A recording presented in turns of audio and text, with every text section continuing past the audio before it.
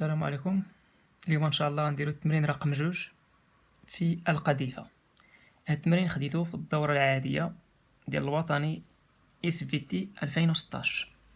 معطياتهم هادو: اولا كبيرة، معطيات ديال التمرين: دراسة حركة جسم صلب في مجال الثقالة المنتظم عند t يساوي 0 نرسل بسرعة بدئية v0 أفقية. إذا رسلنا السرعة v0 أفقية لحقاش هذه القذيفة حالة خاصة. جسما صلبا S كتلته بوتيت M من نقطة A توجد على ارتفاع H من سطح الأرض، فيسقط الجسم S على سطح الأرض في الموضع E. ندرس حركة G في المعلم OEG المرتبط بالأرض والذي نعتبره غاليليا. معطيات: G 9.8 متر بار سكوند أوكاري، ثم H اللي كتساوي و A اللي كتساوي 1 متر. نهمل جميع الاحتكاكات، يعني يهملنا جميع اصلا القذيفه كنهملو جميع الاحتكاكات. دونك الشكل اللي رسمناه هو اللي عطيناكم، هو او اكس او اي. دونك جي دائما نحو الاسفل، هذه خص التلميذ يكون عارفها. القذيفه سقطت في النقطه اي. دونك كما كتلاحظوا هنا في 0 افقيه. كيفاش افقيه؟ ما كايناش الزاويه الفا، الزاويه الفا تساوي 0، وهذه حاله خاصه، هذه حاله خاصه لان في 0 وغيزونطال يعني افقيه. دونك السؤال رقم 1 اللي غادي نبروبوزيو هنايا هو هذا، ديجا كتبتوه، هو السؤال رقم 1 هو اوجد التعبير الحرفي للمعادلتين الزمنيتين x دو تي و y دو تي. دونك غادي نبداو كنديروا المجموعه المدروسه. جسم اس يعني القذيفه، شحال من قوه عندنا؟ عندي قوه واحده اللي هي بي، وزن الجسم او وزن القذيفه. من بعد كندير قانون ثاني لنيوتن، حسب قانون ثاني لنيوتن اللي كيقول لنا لا سوم دي فورس اكستيريور يساوي ام ا جي. هذا قانون ثاني لنيوتن، متجهه فوق اف ثم متجهه فوق جي. ودائما هاد الجي كنديروها ماجيسكيل، كنقصدوا بها السونتر دو غرافيتي يعني مركز قصور الجسم. دونك شحال من قوه عندي سول فورس بي يساوي ام فوا ا جي. دونك بي خص التلميذ يكون انه كيعرف ان بي هي ام فوا جي، يعني بما ان عندي متجهه فوق بي غنزيد متجهه فوق جي ماشي فوق ام. اذا غنعوض بي باش بام فوا جي يساوي ام ا جي. غتختزل الام مع ام وغتبقى لي جي يساوي ا جي. اذا جي و ا جي راه مساويين، وبالتالي دونك غادي ندير اسقاط على باش نحيد المتجهات. غندير اسقاط على المحورين او اكس و او و او y. غنرجع للشكل اللي عطيتكم، الشكل هو هذا. دونك كما قلنا ان ا جي و ا جي قلنا هاد جوج سنتيغو مساويين. ملي كندير اسقاط كي دايره ا مع المحور او اكس، اذا ا متعامده غتولي ا اكس يساوي 0. اذا غتعطينا ا اكس يساوي 0.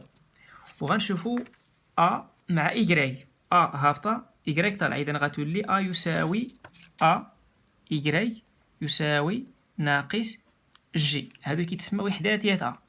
يكافي اننا غادي نقلبوا دابا على المعادله التفاضليات. اذا المعادله التفاضليات غادي نعوضوا ا باش دي في على دي تي يساوي 0، وغتولي دي في على دي تي يساوي ناقص جي. اذا ا كنعوضوها باش بدي في على دي تي، بدي في على دي تي. لكن الاشكال اللي عندي ان هذه ا اكس، اذا غنسميها دي في اكس، وهنا عندي اي غنسميها دي في y. هادو كيتسموا معادلات تفاضليه. في حاله قالوا لي اوجد المعادله التفاضليه التي يحققها في، يعني غادي نوقف في هاد لابارتي. هادو كيتسموا معادلات تفاضليات، وحنا بغينا في السؤال المعادلات الزمنيه. اذا باش نلقى المعادلات الزمنيه غادي نستغل المعادله التفاضليات لدينا. غنبدا من هذه المعادله باش نقلب على المعادله الزمنيه اكس و تي ديال اكس. لدينا دي في اكس على دي تي يساوي 0. كتعطيني دونك الا لاحظتوا المشتقه ديال في اكس عطاتنا 0، بمعنى ان غنستنتجوا ان في اكس يساوي ثابت. كيفاش ثابت؟ انها يعني لا تتغير مع مرور الزمن، يعني السرعه ثابته. اذا في اكس يساوي كونستون. وملي غادي نرجع باستعمال الشروط البدئيه وحسب الشروط البدئيه. الشروط البدئيه بمعنى كنقصدو عند تي يساوي 0. غنرجع للشكل، الشكل هو هذا. عندي في زيرو غادي يكونوا عندي جوج ديال في زيروات، غتكون عندي في زيرو اكس وغتكون عندي في زيرو إيكغيك. أنا دابا غنهضر على في زيرو إكس. إذا في زيرو مع المحور إكس متوازيين، إذا غتولي في زيرو إكس تساوي في زيرو. إذا غادي نحصل أن في زيرو إكس غتكون هي مباشرة تساوي في زيرو. في النهاية غادي نحصل أن في إكس يساوي دونك في زيرو إكس اللي هي في زيرو. إذا استنتجنا معادلة السرعة ديال في إكس. إذا في إكس يساوي في زيرو إكس اللي كتساوي في زيرو. علاش؟ يعني في زيرو إكس كتساوي هنايا في زيرو لأنها ثابتة. صافي، إذا السرعة هنا ثابتة. دونك نعلم أن في إكس يساوي دي إكس على دي تي. إذا لقينا أن في إكس يساوي دي إكس على دي تي. غندير ليها جدار الطرفين جدار الوسطين. إذا قلنا أن في إكس يساوي دي إكس على دي تي. ملي غندير ليها جدار الطرفين جدار الوسط باش نسهل لكم العملية، غتولي دي إكس يساوي في إكس فوا دي تي. وحنا كنعرفو في إكس، ها هي نكتبها، نعاود نكتبها هنايا. في إكس لقينا فيها أنها كتساوي مباشرة في زيرو. إذا في إكس تساوي في زيرو. أنا باغي إكس، بغينا معادلة الزمنية ديال إكس. إذا غتولي إكس تساوي لانتيغرال ديال في إكس فوا دي تي. غنعوض في إكس، غتولي إكس يساوي لانتيغرال في إكس أشنا هي في زيرو فوا دي تي. وفي زيرو راه ثابتة السرعة البدئية. إذا في زيرو فوا لانتيغرال ديال دي تي. إذا اللي غتعطيني إكس يساوي في زيرو. الدالة الأصلية هنا عندي واحد، هنا كاين واحد.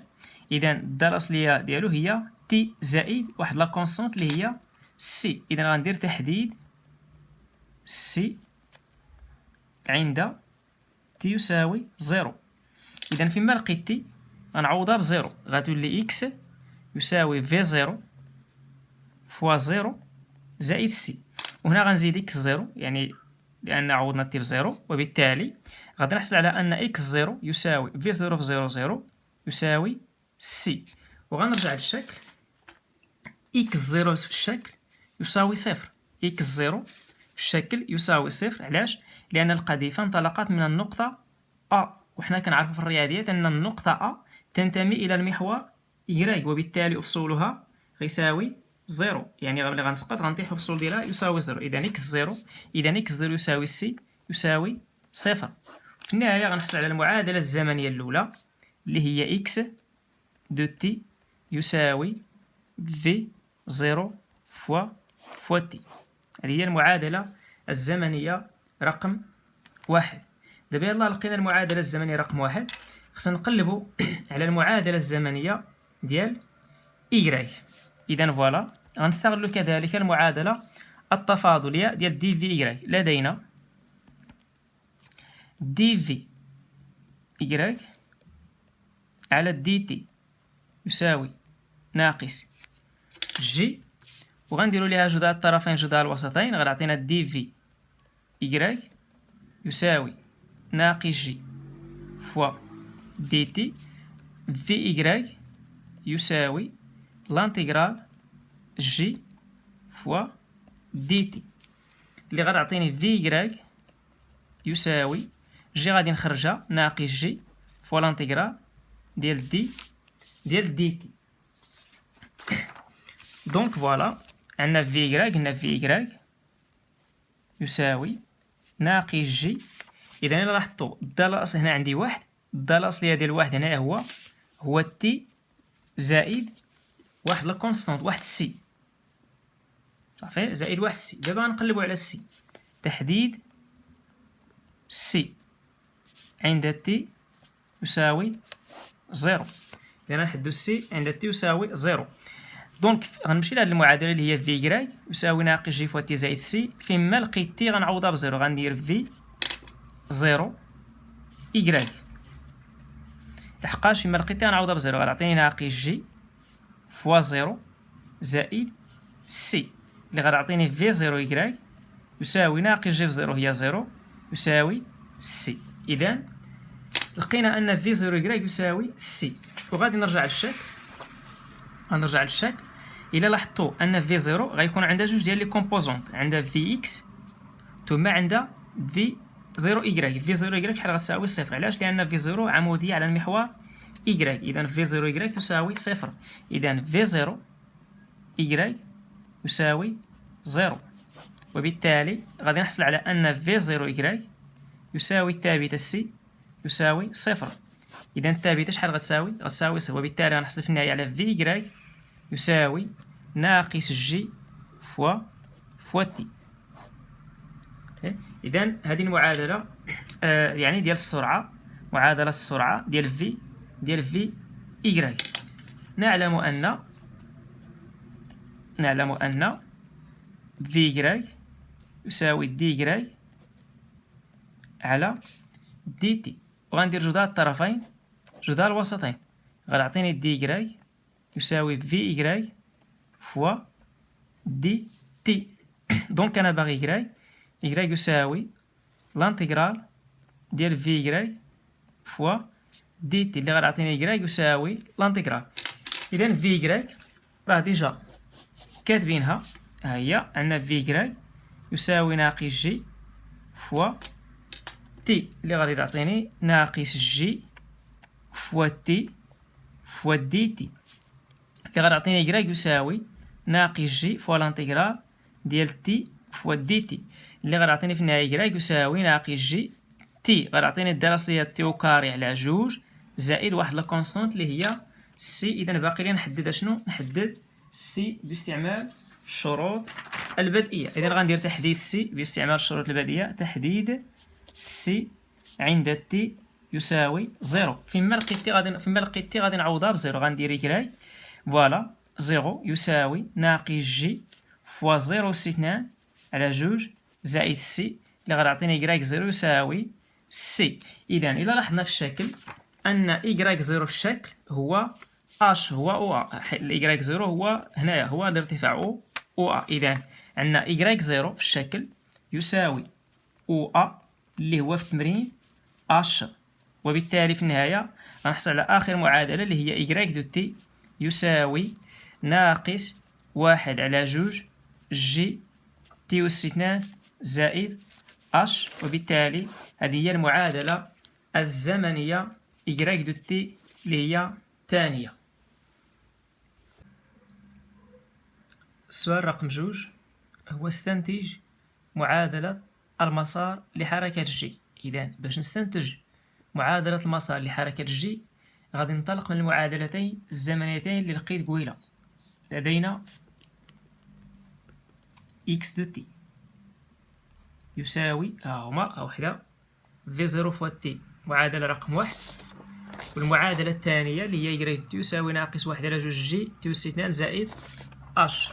إذا الأولى لقينا في 0 فوا تي، المعادلة الثانية لقينا إكغيك دو تي يساوي ناقص واحد على جوج جي تي أس 2 زائد اش. إذا عندي جوج ديال لي زيكواسيون، الأولى والثانية. دونك باش نلقى معادلة المسار كنديرو نقصي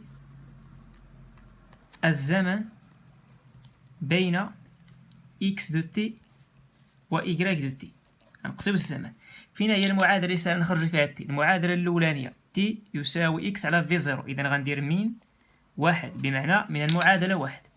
لدينا تي يساوي إكس على في 0، إذا خرجت تي من المعادلة الأولى تي يساوي إكس على في 0. نعوض تي في المعادلة جوج، غنمشي للمعادلة جوج ها هي إكغيك، ما بقيتش غندير إكغيك دو تي، غندير غير إكغيك، غتولي إكغيك يساوي ناقص واحد على جوج جي عامل.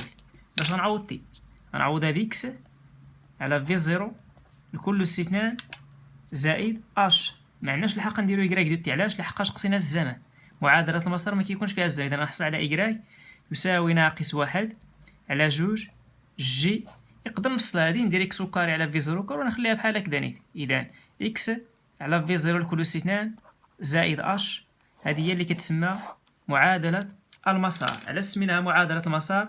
لأن ما فيهاش الزمن، ماشي بحال المعادلة الزمنية. معادلة المسار اللي بغينا نجبدوها كنقسمو الزمن بين المعادلتين الزمنيتين، بمعنى كنخرجوا الزمن في المعادلة اللي سهلة وكنعوضوها في المعادلة اللي هي صعيبة. مزيان، غندوزو للسؤال رقم 3.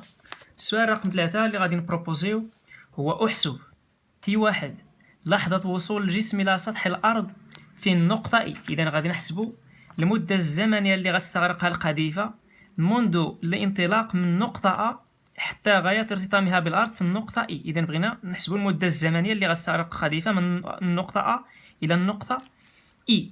إذا ملي كيقول لي أستاذ حسب المدة الزمنية، ما عليا غير نمشي للمعادلتين الزمنيتين. غادي نحاول نكتبهم جوج. لدينا عندي جوج ديال المعادلة الزمنية إكس دو تي.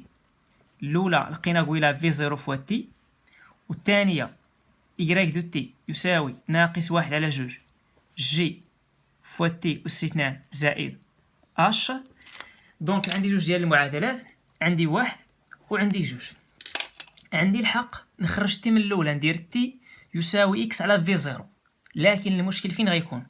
المشكل اللي عندي هو أن في زيرو ما عنديش القيمة ديال في زيرو. والمشكل الثاني اللي عندي ما عنديش القيمة ديال إكس، يعني إكس ديال النقطة إي. ما عنديش المسافة أو إي في التمرين. صافي، المسافة أو إي ما معطياش في التمرين، وبالتالي التلميذ ما عندوش الحق يستعمل المعادلة الأولانية، لأن غادي يحل ملي غادي يدير تي يساوي إكس على في زيرو. أولا غيحل في في زيرو ما عندناش القيمة ديالها، ما عندناش القيمة ديال في زيرو في التمرين. ثاني حاجة غادي يحل فاش في القيمة ديال إكس. شنو هي إكس؟ هي المسافة أو إي. إكس هي المسافة أو إي غنحلو فيها. إذا فين غنمشيو للمعادلة جوج. إذا غنمشيو للمعادلة جوج، غادي نقولو لدينا إي تنتمي إلى المحور وإكس. ها هي كما كتلاحظوا أن إي راه باينه انها تنتمي الى المحور و اكس، وكنعرفوا في الرياضيات ان اي تنتمي الى المحور و اكس. اذا الرطوب ديالها شحال غيساوي؟ صفر. إيكغيك ديالها يساوي صفر. اذا غتولي إيكغيك ديال النقطه اي يساوي زيرو، وبالتالي غنخدم النقطه بالمعادله الثانيه. غادي تصبح إيكغيك اي يساوي ناقص واحد على جوج جي تي أس اثنان زائد اش. بغاو هما تي واحد، يكفي انا نعوض هنايا تي اي ولا تي واحد بحال. دونك إيكغيك شحال قلنا زيرو. علاش زيرو؟ لحقاش إي عندها جوج ديال الإحداثيات. هاد النقطة إي عندها جوج ديال الإحداثيات، غتكون عندها إكس وغتكون عندها إيكغيك. إكس ديالها هو أو إي، ثم إيكغيك ديالها هو صفر. علاش؟ لأن إي تنتمي إلى المحور أو إكس. ملي غادي نسقط غنطيح في إيكغيك يساوي صفر. يساوي ناقص جي تي واحد أس اثنان على جوج زائد أش. هاد لابارتي السالبة غنجيب هنايا، غتولي جي تي واحد أس اثنان يساوي يعني على جوج يساوي اش. وغندير جدار الطرفين جدار الوسطين، غتعطيني جي تي واحد أس اثنان يساوي جوج فوا اش. انا باغي تي، اذا تي واحد يساوي جوج اش على جي. اذا هذه تي واحد أس اثنان، انا باغي غير تي واحد. كما كتعرفوا غندخلو جذر مربع ديال جوج اش على جي، وغندير التطبيق العددي اللي غيعطيني جذر مربع جوج. اش في التمرين هي او ا اللي هي 1 متر، يعني جوج في واحد مقسومة على جي. جي راه عطيناها 9.8. في النهاية غادي نحصلو على تي واحد يساوي 0.45 سكوند. صافي، اذا تي واحد يساوي 0.45 سكوند. غادي نتاكد من الكالكيل. فوالا، اذا جوج مقسومه على 9.8 جذر مربع نسر، يعني هي هذيك 0.45 سكوند. السؤال الاخراني في هذا الوطني اللي غادي نبروبوزيو هو السؤال في اقتراحات. رابعا، نرسل من جديد عند تي زيرو يساوي صفر الجسم الصلب اس من النقطة أ بسرعة بدئية في بريم زيرو تساوي 3 في زيرو. بمعنى أن القذيفة اللي رسلناها بواحد السرعة في زيرو في الأول، دابا درنا ليها تريبل، يعني ضربناها في 3. إلا كانت السرعة في زيرو جوج غتولي دابا 3 في جوج، يعني غتولي 6. إلا كانت في زيرو 4 غتولي 3 في 4 هي 12، وبالتالي يعني ضربنا في زيرو في شحال؟ في 3. هادشي اللي قلنا هنا في بريم 0 يساوي 3 في 0. ونقول على ورقة تحريره رقم السؤال واكتب الحرف الموافق للاقتراح الصحيح. هنا عطاونا 4 ديال الاقتراحات، عطاوني اقتراح أ و بي و سي و دي، عطاوني 4 ديال الاقتراحات، قالوا لي اختار اقتراح واحد اللي صحيح بلا ما نحسب، يعني صافي بلا ما نديرو استعمال ديال الحساب، يعني يقدر نديرو التحليل وغادي نلقاو الجواب الصحيح. أ عطاوني تي بريم 0 25 سكوند، بي عطاوني تي بريم 0 35 سكوند، سي عطاوني تي بريم 0 45 سكوند، دي عطاوني تي بريم 0 65 سكوند. دونك إلا لاحظنا تي واحد اللي خرجت لينا 0.45 سكوند، تي واحد يساوي 0.45 سكوند. إذا الجواب اللي غادي يكون صحيح هو تي ديال 45، هو هذا، هو السي. علاش؟ إذا تي واحد يساوي تي بريم يساوي 0.45 سكوند، لأن لحظة وصول الجسم اس إلى سطح الأرض لا يتعلق بالسرعة البدئية في 0. يعني نعاود قلنا لأن لحظة وصول الجسم اس إلى سطح الأرض لا يتعلق بالسرعة البدئية في 0. دونك إلا لاحظتوا التعبير اللي لقينا هنايا، لقينا تي واحد، يعني كما كتلاحظوا غادي نكتبها، هي تي واحد تساوي، لقينا ديجا أنها 2 اش على جي، 2 اش على جي. إلا لاحظتوا هاد التعبير ديال تي ديال الزمان ما فيش في 0، يعني كما كانت في 0 ضربناها في 5 ضربناها في 10 نضربوها حتى في 1000 ما غاديش تغير، يعني الزمن لا يتغير. علاش؟ لأن الزمن عنده العلاقة باش عنده العلاقة بالارتفاع. يعني إلا غيرنا الارتفاع، إلا جاب الله مثلا غيرنا الارتفاع، حولنا في 0 واحد شوية، ما بقيناش درناها فوق أ، حطيناها هنا زدناها واحد شوية الفوق، غيرنا في اش، يعني ديك الساعة غادي تغير الزمن. أما إلا خلينا يعني في 0 في نفس البلاصة، يعني في نفس الارتفاع و أ، ولو نضربها في 5 ولا في 6 ولا فاش ما ضربناها غتبقى ثابتة. علاش؟ داكشي علاش قلنا لأن لحظة وصول الجسم اس إلى سطح الأرض لا يتعلق بالسرعة البدئية في 0، لأن شوفوا تي واحد يساوي 2 اش على جي. إذا هذه القاعدة ما فيهاش في 0. والسلام على المرسلين.